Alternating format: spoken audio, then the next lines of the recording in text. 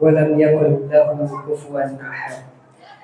أشهد أن لا إله إلا الله الذي لا يخلف الميعاد وأشهد أن محمدا عبده ورسوله خير العباد. أما بعد. Hadirin wal hadirat jamaah tarawih rahimakumullah. Alhamdulillah, puji dan syukur mari kita panjatkan kehadirat Allah Rabbul Izzati, yang mana Allah masih memberikan kita kekuatan keimanan.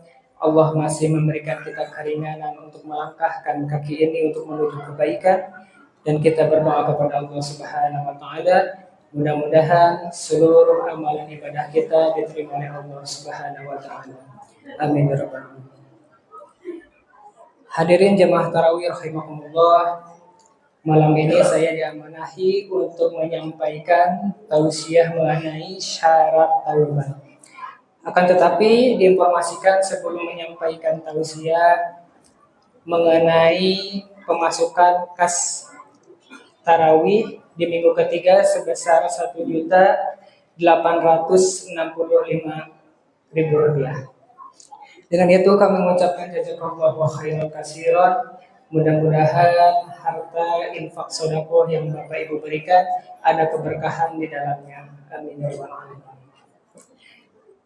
Baik Bapak dan Ibu jemaah tarawih rahimakumullah,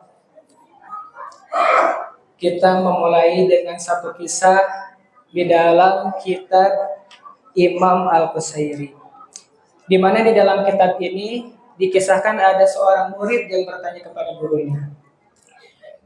Yang di dalam kitab ini pun dikutip oleh imam-imam besar, mulai dari Imam Ibnu Qayyim Al-Jauzi, ada termasuk Ibnu Athaillah As-Skandari, di mana kisah ini menyebutkan ada seorang murid yang bertanya kepada gurunya, "Wahai guru, zikir apa yang paling afdol untuk selalu didawamkan? Subhanallah kah atau Allahu Akbar?"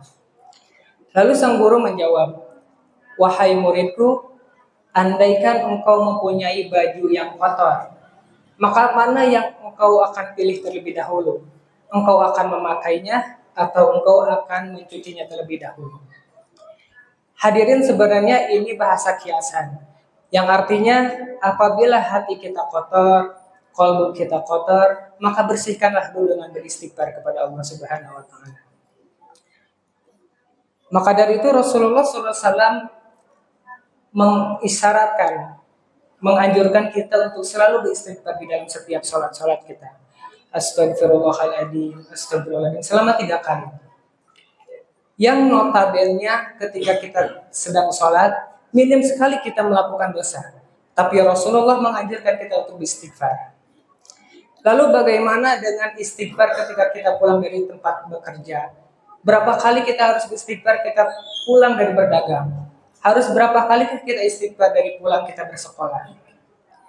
Ini merupakan bahasa bahwasannya kita adalah makhluk yang selalu khilaf, makhluk yang tidak pernah luput dari dosa. Kullu bani Adam khata'un. Setiap Bani Adam semuanya tidak pernah luput dari dosa. Mata ada dosanya. Terkadang mulut salah dalam pengucapan. Terkadang telinga mendengar dengan apa yang tidak patut kita dengar. Tangan ini, kaki ini, seluruh pasti memiliki dosa. Wa khairu khata'ina at-tawwabun. Maka sebaik-baik dari Bani Adam itu adalah mereka yang mau kembali kepada Allah, mengakui dosa-dosanya. Seperti kisah yang mansur, kita pun sering mendengarnya. Ketika di padang pasir, padang yang tandus, ada seorang pengembala yang kehilangan seekor kuda tunggangannya, serta bekal-bekalnya pun hilang. Maka ketika hilang, ia pun kalut, ia pun merasa khawatir. Akan tetapi ketika ia sedang dalam masa kekalutan itu, ternyata kuda tunggangannya dan bawa barangannya pun kembali datang. Betapa ia senangnya melihat tunggangannya kembali dan barang-barang bawaannya kembali. Sampai ia mengucapkan satu kalimat yang sangat fatal. Alhamdulillah anna Rabbi wa anta khalqi. Ya Allah, terima kasih ya Allah. Aku adalah Tuhanmu serta Engkau adalah hambaku. Itu saking senangnya. Saking senangnya hadirin. Tapi di dalam hadis itu Allah tersenyum. Saking Allah bangganya. Nah, Allah itu jauh lebih bangga ketika hambanya mau kembali kepada Allah Subhanahu wa taala. Maka di dalam Quran surat Az-Zumar ayat 53, A'udzu billahi minasyaitonir rajim. Qul ya ibadiyalladzina asyrafu 'ala anfusihim la taqnatu min rahmatillah. Kata Allah, wahai hamba-hambaku yang melampaui batas terhadap dirinya sendiri. Jadi Allah tidak pernah menyebut kita seorang pendosa. Allah tidak pernah menyebut kita orang yang ahli maksiat. Tapi Allah menyebutkan, wahai hamba-hambaku, kita masih dianggap hamba oleh Allah.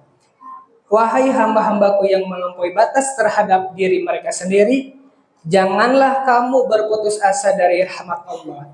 Selagi Allah masih memberikan kita nyawa, selagi masih kita bisa bernapas, maka jangan pernah putus dari rahmat Allah untuk selalu bertobat kepadanya. Maka dari itu hadirin wa hadirat jemaah tarawih rahimakumullah, di dalam surat At-Tahrim ayat ke-8, ya ayyuhalladzina amanu tubu ilallahi taubatan nasuha. Maka kita dianjurkan oleh Allah Subhanahu wa taala untuk bertaubat dengan semurni-murninya. Lalu ada langkah-langkahnya mengenai taubat yang semurni-murninya. Maka Allah mengajarkan 3. Yang pertama adalah kita menyesal terhadap dosa yang telah kita lakukan.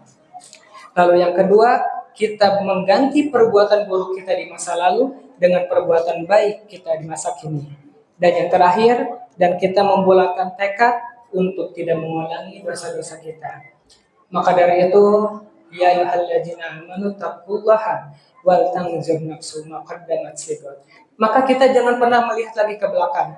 Yang ke belakang biarlah menjadi pelajaran bagi kita. Kita harus mempersiapkan bekal-bekal kita untuk menghadap Allah Subhanahu wa taala. Mudah-mudahan Allah Subhanahu wa taala selalu menangguhkan hati kita dalam ketaatan, dan mudah-mudahan Allah Subhanahu wa taala selalu menjadikan diri kita istiqomah untuk menjalankan ibadah-ibadah kepadanya. Demikian yang bisa disampaikan. Mohon maaf apabila ada salah-salah kata. Hadanallahu wa iyyakum ila siratal mustaqim. Wassalamualaikum warahmatullahi wabarakatuh.